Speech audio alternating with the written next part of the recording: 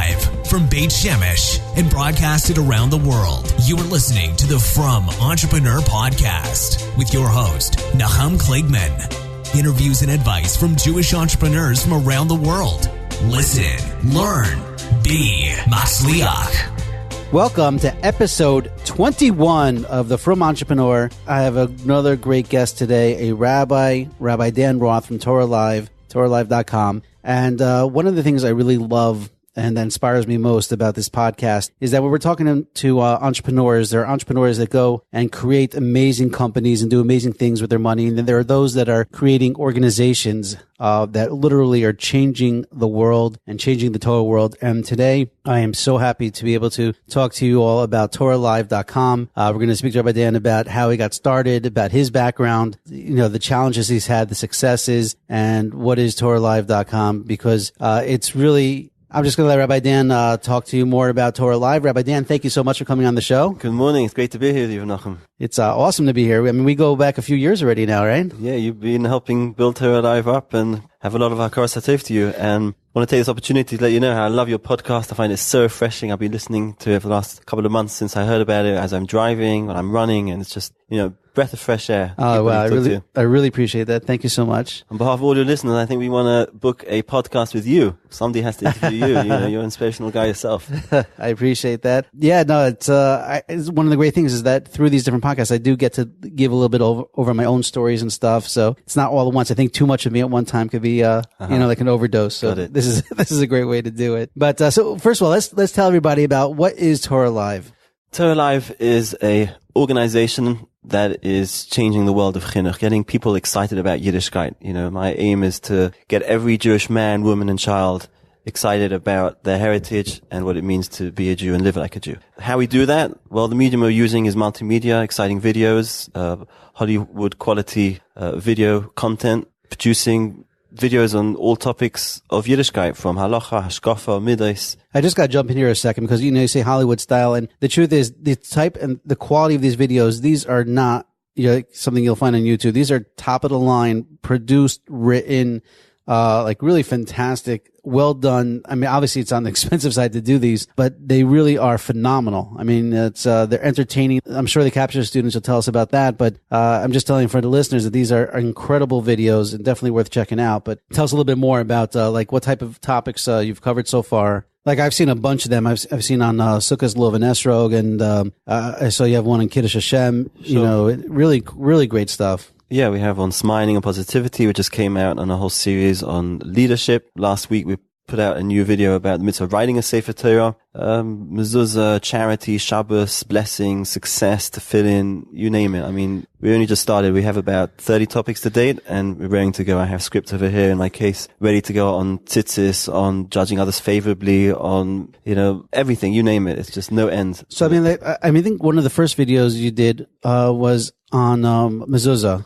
All right, that's one of the first ones I've seen, I think. And it's not just a video. I mean, there was 3D graphics. There was, question and answer sessions with post-game. There was, the details of how you make the mezuzah and, and where to put it, and actually showing you the different aspects. I mean, it's really incredible what you're putting together here. And something that excited me and some, reason why I'm a big supporter of TorahLive. I just really feel what you're doing, your team is just phenomenal. Thank you. Yeah, we're always trying to combine halacha and hashkafa. It's not just the dry laws of where on the doorpost the mezuzah goes. It's also the meaning that, walking just, because you mentioned the mezuzah as an example, walking past the mezuzah is meant to be a life-changing event. We have people who became Jews just from the inspiration that is contained in a mezuzah, and we try and give over that love of God, and how walking past the mezuzah should be something that really knocks us into realization of what our life is all about. So always trying to bring out both the halacha and also the hashkafa and inspiration. Fantastic. Okay. So, I want to dig in more into TorahLive. I want to, about your audience, who it's geared toward, how people are accessing, is it given over in schools, and all those, other great questions. But first, you can hear from your accent. I want to go a little bit back into, your background, where you're from, how you got started, where you grew up, all that fun stuff. So I grew up in London, went to Hasmonean High School, and I came to Israel. At 18, I started attending Keren B'Yavneh. I was there for 2 years. And after that, I switched to Yeshivas Mir. And Baruch Hashem, that was about 20 years ago. Keren B'Yavneh to the Mir. Yeah. But did a lot of guys make that switch? Yeah, one or two. One or two over the years. Wow, so that's fantastic. So how long were you in the Mir for? Officially, I am still registered in the Mir, still try and learn there, and I can. And so from the Mir, so then you got, I assume you got married and, when I made your home in Israel. Yeah, I got married while I was in the Mir, got into halacha, did smicha of the Rabbanut. Okay. So from smicha, so how did we get into Torah? I mean, after you got married, you went straight to TorahLive, or you were in chinuch for a while? Sure. Before I answer that, I just want to backtrack because I think it'll be inspirational for your listeners is to hear, how I made that switch from going in full-time learning just to writing this book on Pirkei Avos. Rabbi David Orlovsky was my neighbor at the time in Hanof, and I shared with him my frustration in wanting to spend more time on Pirkei Avos, but not being able to within the learning environment. There's just no time to really devote a serious amount of time to doing your own thing. It's not a very yeshivish thing to learn is Pirkei Avos. Right. And he told me the Mishnah in Pirkei Avos, while I was studying at the time, he pointed out the Mishnah says, Ben Esrim Liridoif, which means a 20-year-old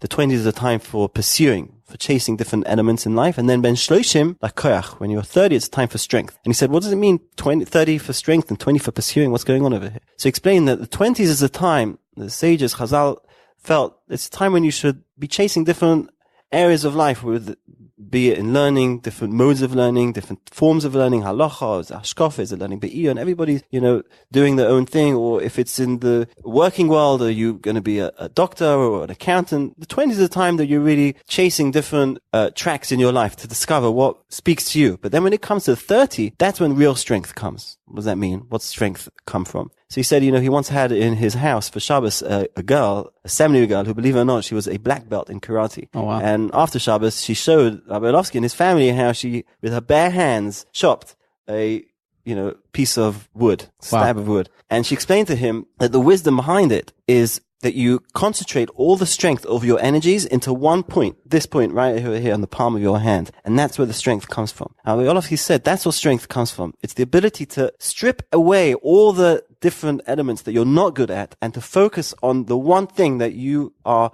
talented in, that you're gifted at, and to then pump all your energies into that one thing. That's where real strength comes from. And that's what the 30s is about. Having spent your 20s pursuing different elements in your life, the 30s is a time that you're able to say, you know what? I found my thing. I found what speaks to me. I found what really can make me great. And then just to pour all your energies into doing that. And that gave me the confidence to make that switch. When I look back now, that was really a life-changing piece of advice that I got from Rabbi Orlovsky. That's amazing. I mean, it actually is very inspiring. And I know, I forgot where I was just reading it somewhere. It says that Hashem gives you skills and talents. He didn't give you the skills and talents to fight against it, not to use it, but to actually use those skills and talents to strengthen it and to, pursue it and to, go after it, but to use it, obviously, l'shem shamayim. But, it's a lot of, I think I was reading about how a lot of times Baal Teshuvas, they have their skills, they have their talents, and then when they become sadly, they turn away from it and think that it's not, worth pursuing anymore. But, it seems from Pirkei Avos, it says that, no, do pursue it. Do, use your skills, use your talents, and Hashem gave it to you for a reason, and you don't have to give up on your dreams. Obviously, things have to be done, according to halacha, but there's room for everything under halacha. Yeah, absolutely. So now, getting back, so you're in the classroom, you know Pirkei Avos, you want to teach and inspire these kids, and I guess this is the first, you realize that in today's generation, that just standing up there with, a blackboard and chalk is not going to do it anymore. And I said, you got inspired. You came up with the idea. You said you want to use multimedia to see how to track these kids. So what did you use and what was the reaction? How did it work out with the kids? Sure. The other idea that Hashem dropped into my head was, instead of me preaching to these kids what excites me about Yiddishkeit, which was Pirkei Avos at the time, I have to find topics that they're really excited and motivated in, and then just feed them what the Torah has to say about that. That way they don't have to fight them to get them interested. They're already interested. You just have to feed them all the knowledge that they're already looking for. Tell them what Torah has to say. So it doesn't take a genius to work out that what excites most 18-year-old guys is money, getting wealthy, right? That's what they think about and fantasize about. So I decided to make a presentation about Ma'aser Kesofim, giving 10% to charity. The Torah says, Chazal. So the Gemara says, Aser b'shvil shetis asher. Give 10% to charity in order that you will become wealthy. And that was the topic of the first presentation, Ma'aser Kesofim, giving 10% to charity. We called it Making the Big Bucks. And it was incredible. The same kids who weren't interested in conventional learning methods were suddenly sitting at the edge of their chair, lapping it up. It was a combination of halacha and hashkafa. But the main thing was that it was talking a language they understood. It was talking the language of multimedia. Instead of being this rabbi from antiquity who's walking in, talking speaking a foreign language, or suddenly you're one of them. You're on the same page as them. You know, you're working with your projector and your laptop and your graphics, and you show them sound bites and animations, and they relate to that. They really take to that and they connect with it. And it was amazing to see. It was a miracle, nothing less of a miracle, to see the same kids who showed total disinterest were suddenly lapping up all the information. You know, I'm getting chills listening to this because, you know, you're tapping into something that, you know, educating in the way of the generation that they need to be educated in and what's going to relate to them. And that's the way to inspire them. And from that idea, from that first class, you know, I know that you have a video on my stuff and, you know, as part of TorahLive. But so how did you get now from that first successful class, you know, to saying, hey, wow, now I see this works with this one class. Well, how do we get this out to thousands of classes? So it was a gradual thing. It's just been growing slowly over the last 7-8 years. Basically, from that class, people who attended that class said, hey, this is really good. You shouldn't just use it in Osamer. You should be giving it to other seminaries and yeshivas. And that's exactly what I did. I was going to different schools in Israel, different yeshivas and seminaries, giving Now, the you put same this all class. together yourself? I mean, you put the multimedia together yourself, or you had to hire somebody at this point? No, I was doing everything myself. I taught myself Photoshop, Premiere Pro, After Effects, a whole bunch of different software editing programs. Wow, amazing. And it was Hashem bringing out finally that koyach that, you know, he gave me of technology and love for computers, and it was suddenly blossoming, and that latent koyach was coming to its potential, which was, you know. Amazing. So you're going around to different seminaries and giving these classes, and yeah. And then I started traveling. People said, you know, you got to fly the world. And I went to England, Canada, America, giving the same class. Again, at that time, the beginning, wasn't TorahLive yet. It was just Dan Roth giving a presentation about charity. And it was unbelievable. People who weren't giving 10% to charity started giving 10% as a result of this presentation. People who were already giving 10%. One guy I remember in Moshe Matasyahu said he started giving 20%. One guy in Efrat told me that evening after the presentation, he wrote a check for $200,000 to charity he was going to give the next day. He was planning to cut this amazing deal the next day of a $2 million deal. And he said, God, if this deal works out, $200,000 is yours. Now, to be honest, the deal didn't go through, so he didn't give the money. But what made me realize and stop and think is, what is going on over here? How many times have people gone to Shu'im on Tzedakah? And, you know, if they weren't a philanthropist, they didn't start suddenly giving these huge checks. But multimedia, I realized the koyach of multimedia to get to people and really change their way of thinking and inspire them, you know. And then I realized, well, why stop at making the big bucks and charity? Let's take other topics. And we developed one on wealth, on happiness, on Pika Ovis, on Halacha. That's when we got into the Mezuzah one. And this is all still before TorahLive. Yeah, this is just Dan Roth teaching. And the next stage of development was I realized, you know, far more beneficial for the Jewish people is if other teachers get to use this great material. So I started teaching the teachers to use the material. That was stage 2, teaching the teachers. And then I realized, you know, if I really want to scale this thing up and make this big, I can't meet a one-on-one every single teacher and sit down and show him exactly how to use the material. What I really need is a video of myself giving the talk. And the initial vision was just for the teachers to watch the video. They'll know how to go into the classroom and use their teacher version to give the class. But then I realized 1 second over here, who needs the teacher anymore? And once I have a video of me giving the class, we can just go right to the end user and just have people at home watching the videos. And that's exactly right. I mean, you're you're perfecting the system, you're perfecting the videos, and now you're being able to get it out to, you know, thousands more. And it takes the pressure off the teachers also, because you know, they don't have to give it over, but you know, you did it basically show the video, but then they can interact with their kids afterwards. I mean, you have workbooks. Like, what else do you give the teachers to help them get the messages across? So the teachers have an option if they want to just play the video, like you said, and stop every so often and take questions. But essentially then it's the video doing the teaching. It's me on the screen teaching. Or they have the option to give the class themselves. They get an instructor's guide telling them exactly what they're meant to be teaching for every slide. They get the animations, they get all the graphics. I'm not on the screen. They're just getting the raw graphics, the pictures, for them to be able to give the class. So that's 2 tracks that TorahLive offers. We have self-running videos for people, balabatim, businessmen at home to sit and enjoy by themselves or with their families. And the other track is for teachers, mechanchim, mekarvim, rabbonim. They have a whole element called the teacher version. And as you said, that comes with instructor's guides, and we have student workbooks, and we've even developed online assessments and a whole learning management system, but I'm sure we'll come to that later. So, I mean, okay, so you just touched on something here. You said it's for balabatim, but it's also for students. Like, you know, what are the ages that these videos are geared for? Who's the target market? So who's the material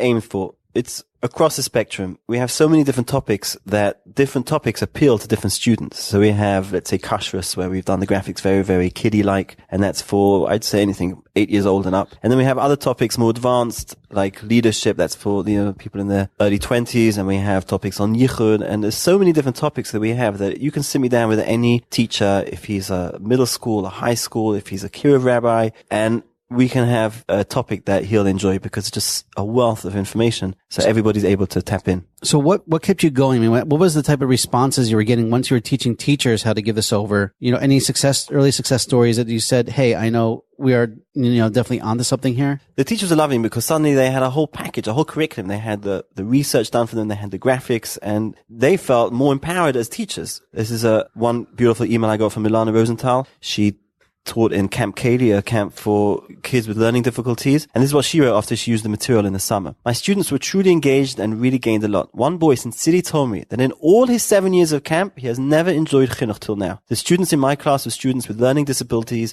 and behavioral problems. I didn't need to do any behavior modification or incentive in class. The program sold itself. The students were very eager to go onto TorahLive. Many of the students made PowerPoints after watching the videos, and you could clearly see that they gained a lot. Wow, that's great. So, the teachers, this is having profound effect on people, that were thousands of miles away from you. They were taking your courses, giving it over, and really, you started to see that all these kids were being influenced and changing and really loving the material. Yeah, and it wasn't just kids. One lady, Sarah Katz in Moscow, she used the material. Moscow? Yeah, she gave the mezuzah class, and after the class, her husband gave her an idea to give out a piece of paper. Who wants to sign up to get a mezuzah and put one up? These are Baalei Teshuvah, never had a mezuzah up. And on the spot, she said 30 ladies signed up to get a mezuzah. And she told me straight, had she given a regular share, she doesn't think most people would have been so convinced. But just using multimedia, suddenly you're connecting to people, and they're suddenly inspired and touched in a way they would never have been able to be touched. Wow. Amazing. So out of Russia, that's unbelievable. 30 women now put mezuzahs up in their house just from being inspired and watching your video on mezuzah. And I guess that's really, when you're doing a video and you're putting this together, you're taking the best of what's out there, and you're putting, of all the material that's out there, you're putting it, into one amazing visually stimulating program, and it seems to be having just a tremendous effect. Yeah, I'll tell you what it is. Elchanan Shnur, a writer that I work with, he really hit the nail on the head recently when he told me, what's the power of video? He just spent a year making a video that was actually shown in the White House about what would happen in America if all the power was taken down by terrorists. And they wanted to have a video. I want to see that. They wanted to have a video that was shown in the White House to influence government officials to change government procedure and funding and get the budget. And, first of all, it's just amazing to think the power of video. What is going on? Politicians are being influenced. Public opinion is being influenced by videos. It's just it's just crazy where video is going already. But he said it so beautifully that in a 10-minute video, you can give over a concentration of material that is just not possible by regular talking. You can speak for hours, but you'll never be able to fly across the world and interview experts in the field or have the animations, or video is just able to bring together so many different elements in a well-packaged. Yeah, but the problem with video, I shouldn't say the problem, I guess the challenge with video is that, it's to do it right. And you talk about animations, like I've done animations where they're super expensive. And in these videos, what does an average video cost you to produce? And what are the steps involved? Like from time to get a day, okay, you say you want to do tzitzis. So what's the steps? What's the cost overall in creating these productions? The process of the first couple of months spent researching the topic, learning every single. You mean like from Mishnah Brura to? Yeah, from going back from first to the Pesukim and the Mefarshim and then the Gemara, Torah, Shulchan Aruch, Poskim, contemporary authorities, and not just halacha, also. Not just the Jewish sources, but also if there's any secular, interesting content that will bring it out. We just finished something on smiling and positivity. So besides learning all the Chazals and the Midrashim about the power of smiling, I also spend a long time researching and reading psychological studies and research papers about the power of smiling. Always trying to combine things in a way that's just fresh and exciting, and just even people who know the topic and are ready from still. Sit back and say, wow, I never knew that. That's the first couple of months, just researching it. And who's doing research?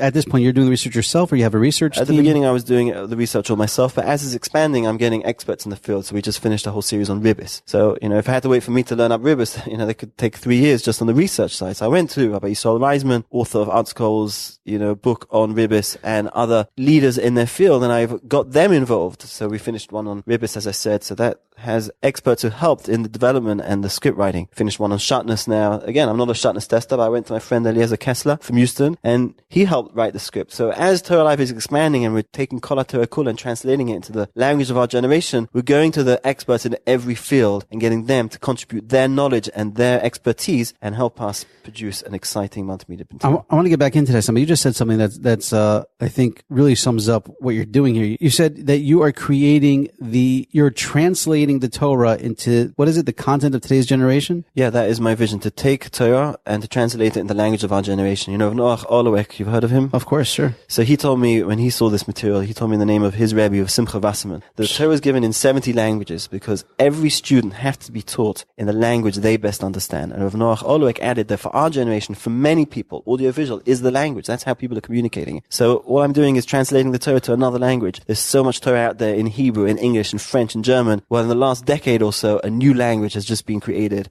and there's a vacuum out there that has to be filled, taking all that content, all that beauty, all that excitement of being a Yid and all everything the Torah has to offer, and to translate it into the language that people are just thirsty and they can't get enough of. Amazing. So the goal is really to, you have how many, 30 different topics now? 30 topics, and we're going to go, we're just looking for the sponsors to make them happen. We have scripts ready to go to production on all kinds of topics. And recently we just had a bar mitzvah package. Oh yeah, you showed me a video about that. That's amazing. What a fantastic idea. Instead of just, or I shouldn't just say it, but an experience for a bar mitzvah kid in helping to celebrate, is you put together a video that was sponsored by the family in honor of this kid's bar mitzvah, and the kid became the star of the video. Exactly. Joseph and Nina Gittler, that was really their brainchild. And for the last year, we've been working with the family. Eddie Tzor, their son, had his bar mitzvah this week, and he was a star of a new movie. The topic was writing a Sefer Torah, and he got to go on set to meet different sofrim, see how the cover is made, how the sofa writes, how the cloth is produced, and he's been getting source notes throughout the year. Once a month, I send him source notes, learning up the topic. So he gets to learn up the topic. He gets to star in the film. We've had him have acting lessons, develop his acting skills. He's come to production. He's seen how behind the scenes. He's learned how a video is produced, and he gets to star in the movie, which is shown at his bar mitzvah. And then, of course, the going home gift of his guests is a USB stick with the final video. So it's what an incredible idea! That's an incredible bar mitzvah, and now you could use that video, as part of your curriculum. Sure, it's added to the TorahLive library, so they get the merit of sponsoring another TorahLive video, which is going to be used by hundreds of thousands. See, that's brilliant. I love that. You said this came from them, this idea? Yeah, Lila Gittler had this incredible idea. Others have also mentioned it, but this was the first family that actually produced it. And think about it. Instead of giving your kid just another, bar mitzvah lessons, not everybody's meant to be able to sit and lane. I don't know if he laned or not, but I'm saying for me personally, when I was taught my bar mitzvah lessons, it took me more than a year. And it wasn't the greatest fun experience, as much as I love Rabbi Wasserman, who taught me. But I'm sure it wasn't such a great experience for him either, to tell you the truth. But to have an opportunity to take a mitzvah and learn it in depth for over a year, and not just learn about it, but to go hands on, but you're also experiencing the production of a video and what goes on behind the scenes, the acting, the action, seeing every aspect. Then you're able to show that video at your bar mitzvah, and then you're able to, and then not only do you have that, and that's an incredible gift and giveaway for your bar mitzvah, but now that's becoming a piece of this translating of the Torah in today's language that can now be shared with hundreds of thousands of Jews around the world. That's an incredible opportunity. I love that. I really love that idea. Yeah, and anybody's interested, you can check out more about that at TorahLive.com. Yeah, so that's just really, I love that. I think that's a fantastic idea. So you have more topics ready to go. So what does it cost to produce, one of these videos, one of these productions? You said it took a year for this one. Are most productions, is it from the time you have an idea and you start doing the research stage till it's live? Does it take a year for each topic? It could take between 6 to 8 months. It's, talking about filming days, editing, a lot of production. Music, audio, video. I guess it's, some of our videos have, 30 actors on this, it's getting the crew, getting the actors, screening them. It's an incredible amount of work that goes into any production. So what's the budget on a production like this? Can range from $20,000 up to $80,000. Wow. That's for a whole production. Wow. So, and I'm sure you probably have 100, if you had the money, if you had the funds, I guess even if you had the funds, I guess, there's only how much time you have in a day or in a year. Yeah. Right? That's probably my biggest frustration, is just being able to keep up with the demand. People are asking me, produce this and make that. And it's just keeping up with the need that is out there. It's just, people are thirsty for it. It's funny. You talk about the Art School Gemaras. I remember I was in yeshiva when the first one came out on Makos, and that was back in 1990, right? And I don't know how long it took them to complete it, but I think it was at least a 10-year project to get that done and to translate it. So these things don't happen overnight, but I guess you're going to keep going until every mitzvah, every topic is covered in an inspirational and an incredible way. Sure, we're producing many different topics. We're now working for NCSY in Canada. We're making something on free will. We want to make one on the power of words, judging others favorably, honoring parents, saying Shema, loving your fellow Jew. I'd love to do something about the land of Israel and also about not embarrassing others, Lashon Hara. This is a whole list of different, I think Lashon Hara, especially in today's generation, would be an incredible topic to cover, especially, using today's technology. If you could give that over, I think there was a video, actually, maybe I'll link to it in the episode. Did you see that there was a video about Lashon Hara house? I forgot what it was. I think it was an animation where there was a rabbi that went to buy someone's meat or something for them, and like all of a sudden, like it just went crazy. But that's the type of thing that resonates. I mean, that's what you're doing here. You're creating viral videos. You're creating incredible content that really hammers home the points. So how many different countries and schools have your videos been shown in? The material has been enjoyed by over 400 schools, shuls, and outreach organizations around the world, and it's across the spectrum of orthodoxy. I've even had people, Reform, conservatives sign up to use the material. It's unbelievable. It's funny because it started off for off the derech kids, but since then it's been used by yeshiva guys, school kids, balei tshuva, balei batim. I mean, this is an email I got recently. This guy signed up for TorahLive subscription, and I asked him how he got to hear about it, and you can read what he said. Yeah, I'll read his email. It says, I love learning Torah, but I'm not able to devote a lot of time to it because I'm in medical school. This is a perfect way for me to learn at my own pace. In fact, I have almost been brought to tears a handful of times over the past 2 days because my heart is bursting with happiness over gaining new knowledge about Hashem and His commandments. This is coming from a medical student who has no connection he doesn't live anywhere near an Orthodox community. He's 3 hours away from an Orthodox, the closest Orthodox community. And this is his only access from Torah. What an incredible story. I mean, be able to reach Jews like this and to get them to this point of emotion, is absolutely fantastic. So, but how did he access? You could watch these videos at the website at TorahLive.com? Yeah, exactly. Everything is on our website. Great domain name, by the way. Great domain name, by the way. Yeah, thanks, Nachum, for getting that domain for us. So you can access it from online, and I guess from any programming in any of the schools that are being given over in. Sure. And now, besides that amazing content, we also have a whole platform with online assessments and quizzes where teachers can track exactly which students watched which videos, which assessments they took. They can go into a student and see what questions he answered, what he got right, what he got wrong. Kids, when they finish a course, they can get a personalized certificate of completion, saying that so-and-so has finished this and this course by TorahLive, and they can hang that up proudly. So it's, besides the amazing content, we also have a whole infrastructure of a learning management system to complement it. So, I mean, you have this great content. Obviously, distribution is key. Getting into new schools, getting into organizations like NCSY, but what other ways are you distributing? I know that there was something with El Al that you're doing now. Yeah. Rabbi Tzvi Kamenetsky from Toronto, our Met School in Toronto, introduced me to Rabbi Yochanan Chayut. If you've traveled El Al, you've probably seen this rabbi with the white beard hanging around. Yeah, familiar? Yeah, it looks familiar. So he is the official El Al rabbi, and he saw TorahLive, and he was extremely impressed with both the content and visual appeal of the videos, and basically wants to fly with TorahLive. And thanks to him, TorahLive is now on selected flights, El Al flights. I believe it's on El Al to Toronto, El Al maybe to LA, for sure the one to Boston. The longer flights, any flight with DreamStream installed on the plane has TorahLive. Wow, that's incredible. From going from teaching a class of frustrated kids, in Or Sameach, to having your videos shown on El Al flights. Yeah, El Al estimates about 100,000 people have access to these videos. And,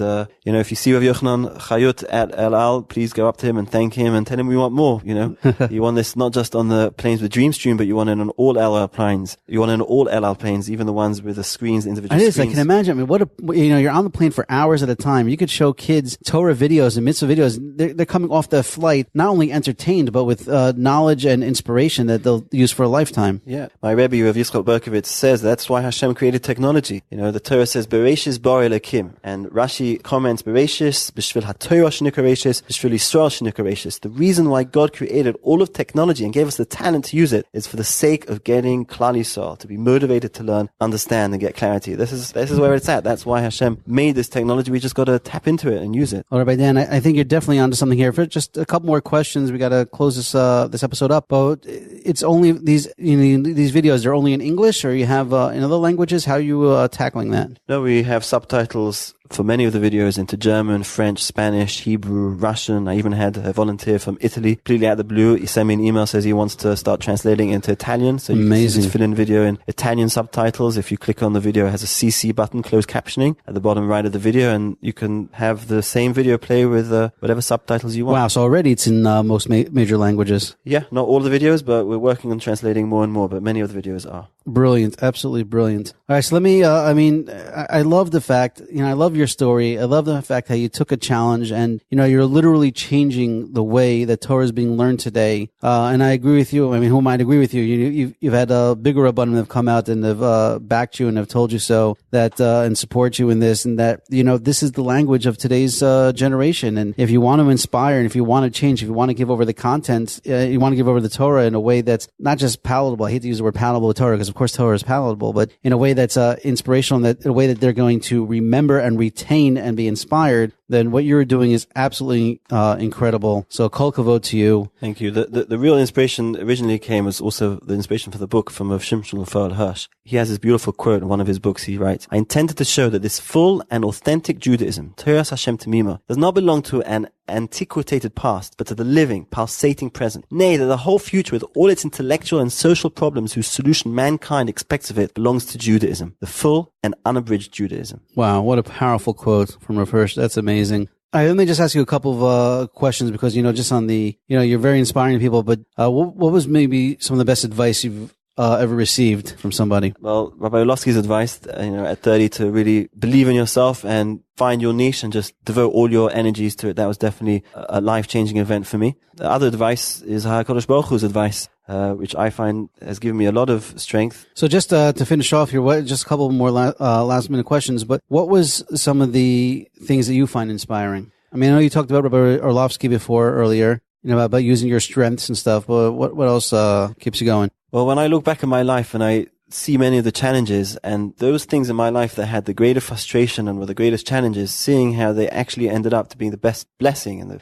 the best things in my life. For me, that's, whenever things are hard and I'm facing challenges and I don't know where it's going to end up, I look back in my life and look at those moments, and that just gives me a lot of positive feelings going forward. And it's really a pasuk in the Torah, HaKadosh Baruch Hu's advice. You want advice? Can't get better than God's advice. When Cain felt intense jealousy towards Hevel because Hevel's korban was accepted while his own was rejected, so HaKadosh Baruch Hu says to him, Imtativ se'es, which means if you work to improve, se'es, you will become uplifted. That's how Ibn Ezra explains the word se'es, uplifted. And basically Hashem was telling Cain, if instead of looking at your situation in a bad way and, thinking why your korban wasn't accepted, why your brother's was, look constructively and think how you're going to grow from this ordeal and become uplifted. Imtativ, Moshe Toiv, if you use this ordeal to become better, Toiv, se'es, you will become uplifted. And this is something that applies to all challenges. Instead of wishing them away and resenting one's friends who seem to have it easy, to use those trials positively to become a more fulfilled and contented person. And that's something I've seen in my life. When my family was pushing me to go out of kollel and to leave the regular learning and get a job, and that was a very hard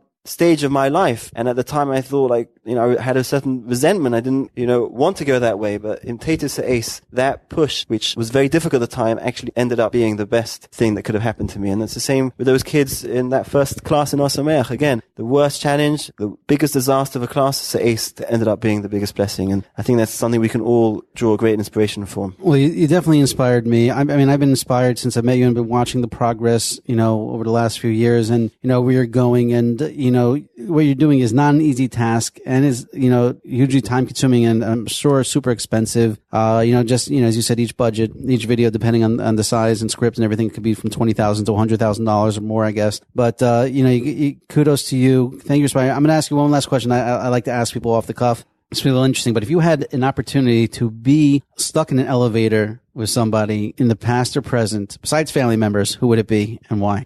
Tough question. I guess my first reaction would be, well, I'd love to, be stuck with the great philanthropists of our generation, Schottenstein, Rechnitz, and all these people to show them the project and get them on board. But the truth is that Hashem says, Li ha-kesef v'li ha-zav nu'um Hashem tzvakos. I'm not worried. The funding Hashem is going to send, whoever he sends. But I guess what I'd really love to meet is the founder of Facebook. Mark Zuckerberg, right? And through in the same elevator ride, we'll have a founder of Google and YouTube to get them, to appeal to them, to send out to all the Jews on their list. There must be millions of Jews out there, to send them out that they should let all the Jews of the world know that Torah is real. And, we've been sold, for many of us growing up, we've been sold a boring, diluted, unexciting version of Torah, and nothing could be further than truth Torah has the answers to every problem, every situation, every life challenge that we are all dealing with. If it's friendship, if it's earning money, if it's growing in character traits, Torah has the answer. And for me, my biggest wish would be that if these three people who have access to so many millions of Jews in the world, if they could just send out a short clip to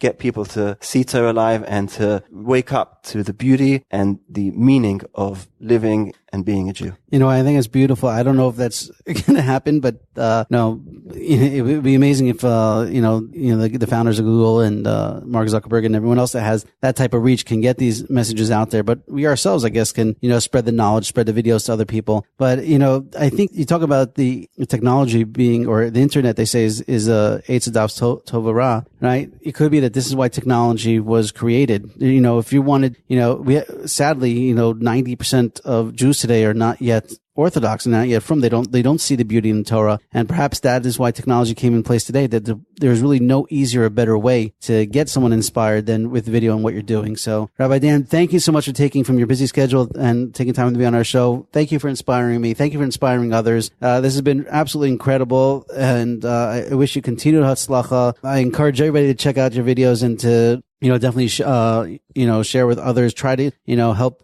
get them into other schools and stuff, because this is really what is having the most profound effect on students today. So kol kavod, and I look forward to hearing more about your future successes. Thank you. Thank you for listening to the From Entrepreneur Podcast with Nahum Kligman. We hope you learned something valuable and will share this with your friends. For show notes, archives of previous episodes, and more information to help you start and grow your business, please visit our website, www.FromEntrepreneur.com. Listen, learn, be Masliach.